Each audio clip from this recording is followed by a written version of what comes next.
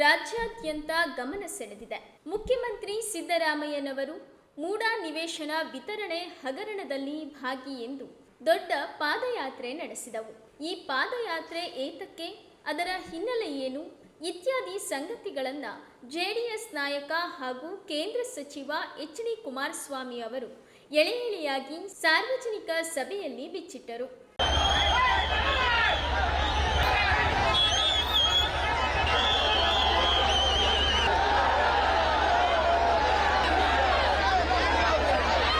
ಬಹಳ ಕಾನೂನುಬದ್ಧವಾಗಿ ಮಾತನಾಡಿದ್ದಾರೆ ಶಿವಕುಮಾರ್. ಅವರೇ ಸರ್ಟಿಫಿಕೇಟ್ ಕೊಡಬೇಕಿಲ್ಲಿ. ಏನ್ ಹೇಳಿದ್ದಾರೆ?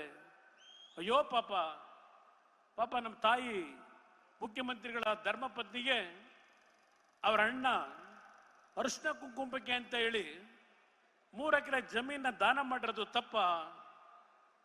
ತಪ್ಪಲ್ಲ ಶಿವಕುಮಾರ್ ಅವರೇ. 3 ಎಕರೆ ಇಲ್ಲದೆ ಇದ್ರೆ 30 ಎಕರೆ ದಾನ ಮಾಡಿಸಿ, 30 ಎಕರೆ ದಾನ ಮಾಡಿಸಿ ಮುಖ್ಯಮಂತ್ರಿಗಳೇ ನಿಮ್ಮ ಬಾಮೈನದ ಮುಖಾಂತರ.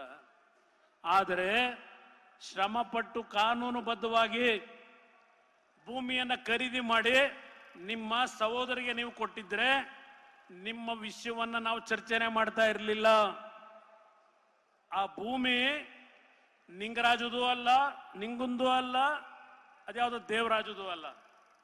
ಆ ಭೂಮಿ ಸರ್ಕಾರದ ಭೂಮಿ, ಸರ್ಕಾರದ ಭೂಮಿ. ಇದು ನಮ್ಮ ಪ್ರಶ್ನೆ.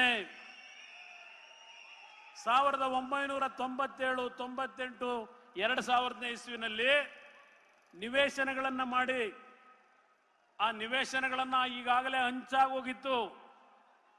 ನಿವೇಶನಗಳನ್ನ ಕೊಟ್ಟಿರ್ತಕ್ಕಂಥ CITBಯ ಜಾಗವನ್ನ, ಮೂಡಾ ಜಾಗವನ್ನ ನಿಮ್ಮ ಬಾಮೈದ ಯಾವ ರೀತಿ ಖರೀದಿ ಮಾಡ್ಲಿಕ್ಕೆ ಸಾಧ್ಯ?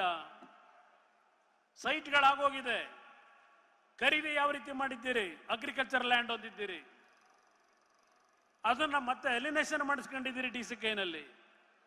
ಅಲಿನೇಷನ್ ಮಾಡಬೇಕಾದ್ರೆ DC ಸ್ಥಳ ಪರಿಶೀಲನೆ ಮಾಡಿದ್ರೋ ಇಲ್ವೋ? ಮಾಡದೆ ಯಾವ ರೀತಿ ಕೊಟ್ರು? ಕೊಡ್ಲಿಕ್ಕೆ ಕಾರಣ ಯಾರು? ನೀವು ಸೈನ್ ಆಗ್ತಾ ಇರಬಹುದು ಸಿದ್ದರಾಮಯ್ಯನವರೇ, ನಿಮ್ಮ ಮೂಗಿನ ನೇರದಲ್ಲೇ ಎಲ್ಲ ನಡೆದಿದೆ ಈ ಕಾನೂನು ಬಾಹಿರ ಚಟುವಟಿಕೆ. ಇದನ್ನೇ ನಾವು ಪ್ರಶ್ನೆ ಮಾಡ್ತಾ ಇರೋದು. ನೀವೇ ಹೇಳಿದ್ದೀರಿ ನನ್ನ ಹೆಂಡತಿ ಭೂಮಿ ಅದು, CIT ಅವರು ತಪ್ಪು ಮಾಡ್ಬಿಟ್ಟವ್ರೆ, ಮೂಡಾದವರು 62 ಕೋಟಿ ಬೆಲೆ ಬಾಳ್ತದೆ, ಕೊಡ್ತೀರಾ ಅಂತ ಕೇಳಿದ್ದೀರಿ. ಈಗ ಹೇಳ್ತೀರಿ ಬೇಡ ಅಂದ್ರೆ ಕೊಟ್ಬಿಡ್ತಾರಂತದ್ದು. ಯಾವ್ದೋ ಮೊನ್ನೆ TV ಚಾನೆಲ್ ನೋಡ್ತಾ ಇದ್ದೆ. ಈಗಲೂ ಬೇಕಾದ್ರೆ ನಾನು 14 ಇದನ್ನು ಸೈಟನ್ನು ವಾಪಸ್ ಕೊಡಕ್ಕೆ ತಯಾರಾಗಿದ್ದೀನಿ ಹೇಳಿದ್ದೀರಿ. ನಮ್ಮ ಮನೆಯವರು ಒಪ್ಕೊಂಡ್ಬಿಡ್ತಾರೆ, ಎಲ್ಲದಕ್ಕೂ ಒಪ್ಕೋತಾರೆ.